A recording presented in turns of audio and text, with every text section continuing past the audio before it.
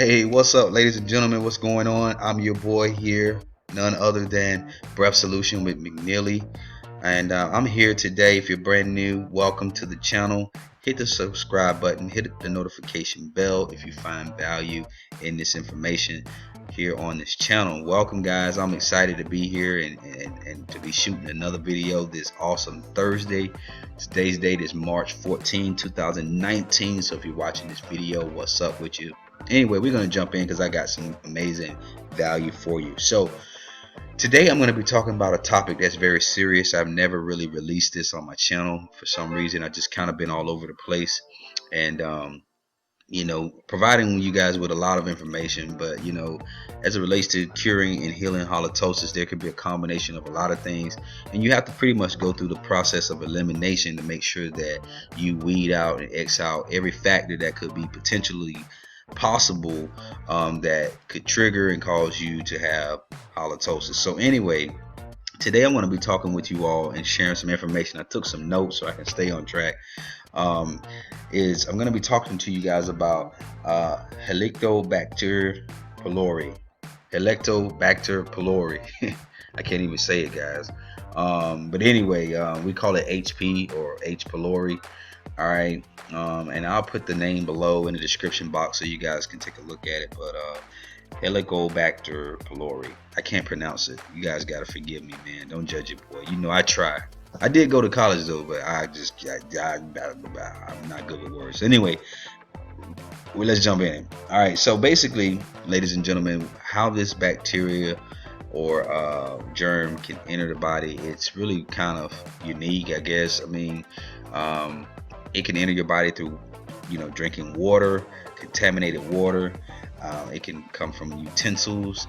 To me, it's got me paranoid a little bit actually, because I'm like, okay, when you go out to a restaurant, I mean, what, you're gonna have to ask for hot water to? I know people that actually ask for hot water to boil or heat up or warm up their utensils to kill off germs. So I guess that could be why they do that. I never knew it, but anyway, so I guess I'm gonna do more research on the utensil part, but that's one of the areas, I guess, that it can host or hold that bacteria.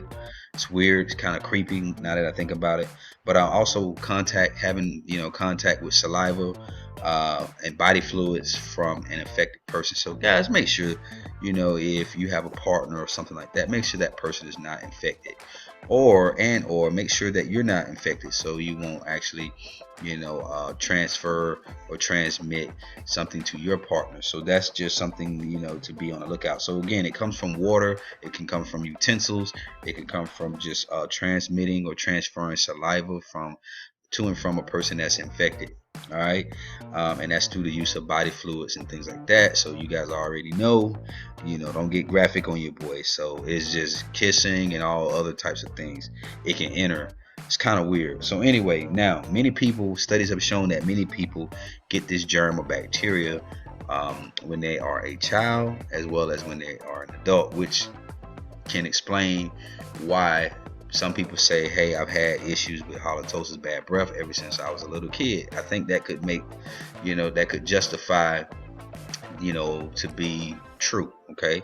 I do have a family member as a doctor. I've got a couple family members that's a doctor, and I actually talked to them and was actually talking to them about this information, and they did indeed confirm that if you have H. pylori, okay, all right, in your system, in your blood, okay, that can cause halitosis, bad breath. Okay, so I'm just letting you guys know, you definitely don't want to sleep on this information. Now let's talk about this bacteria.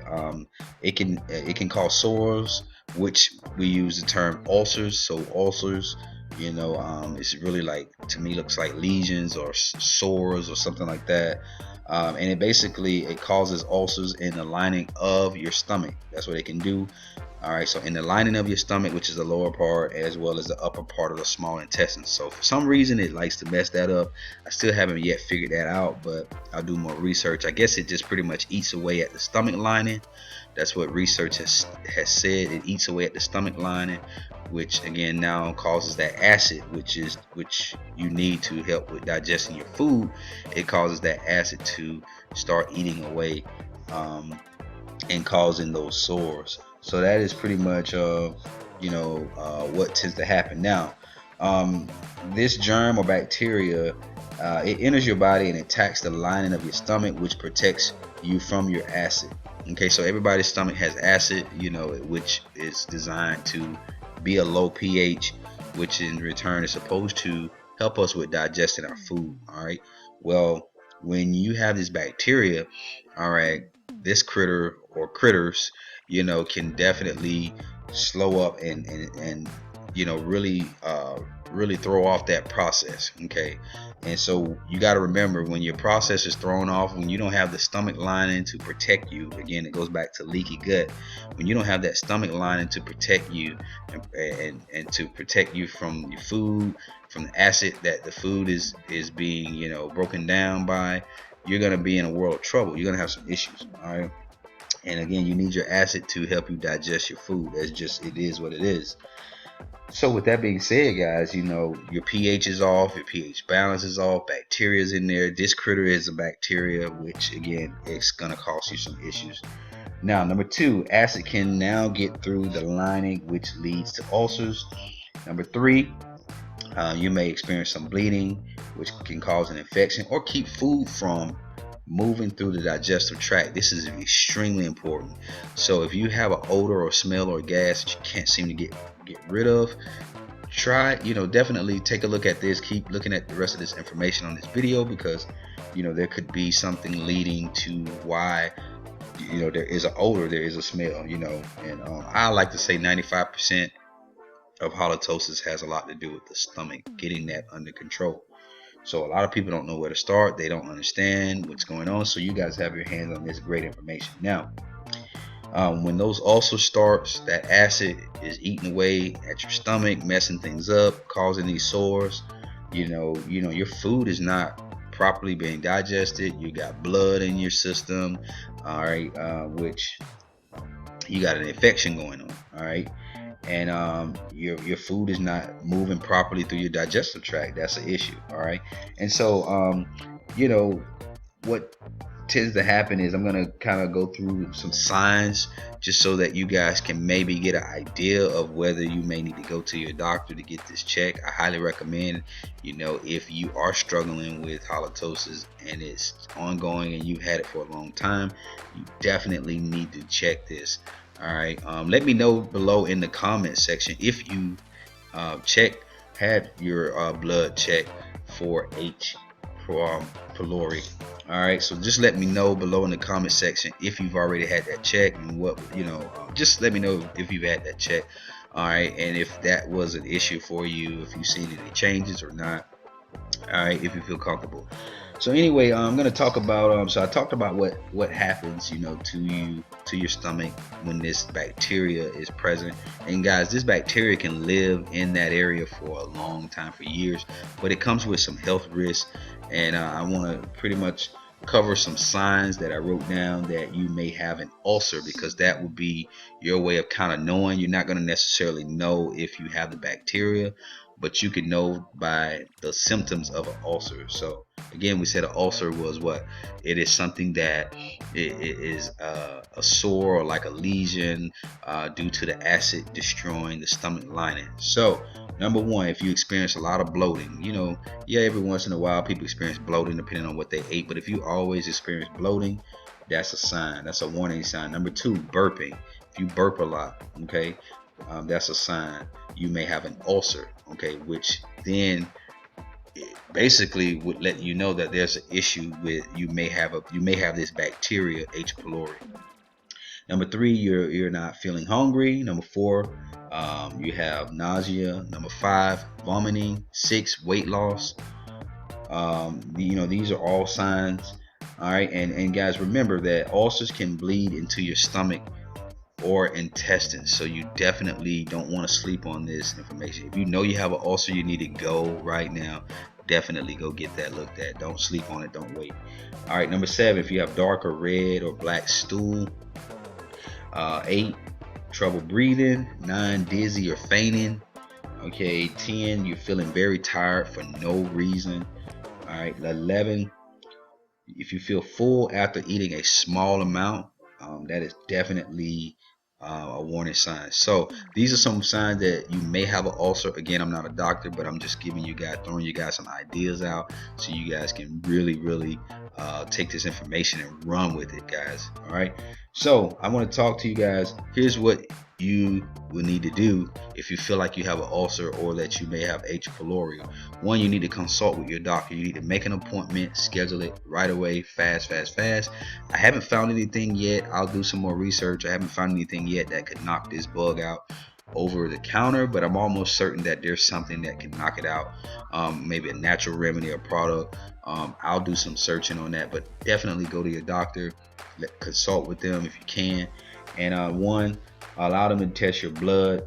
They can do a blood test or a stool test, which that doesn't take long, and it will show up immediately. Number two, you can do a urea breath test. That is where basically, guys, you'll be able to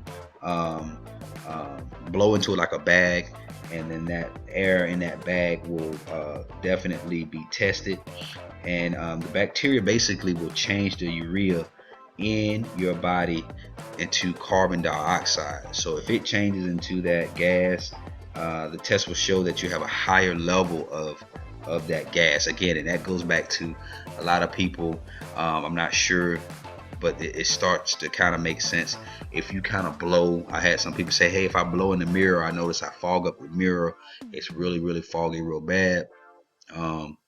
Does that mean I have bad breath? Sometimes there's been studies or people have stated that when they blow, if their breath fog up, that means that normally their breath smells, there is a gas or odor. But if they blow and it's not fogged up, then that means that their breath is fresh. Not sure. I don't want you guys to dwell on that too much. However, though, it is a gas of that carbon dioxide, gas. If it's a high level, then that is definitely a sign or indicator that you will, need to get on some type of medication or antibiotic to kill that. Also, you can get a upper gastrointestinal endoscope test done, where they actually will look down your throat and into your stomach, all right, and into the upper small intestines to see or check for any ulcers. So that is something that you can definitely ask or request. Number 4, you can get a CT scan, and number 5, an upper GI test. So these are all some things that the doctors can do. Just consult with your doctor and definitely see what they have to offer for you as it relates to you guys really making sure eliminating and weeding out the H. pylori, because that is a big thing. You can do everything else right, but if you have H. pylori, you're still going to be struggling with halitosis, bad breath. So I hope this information helps, guys.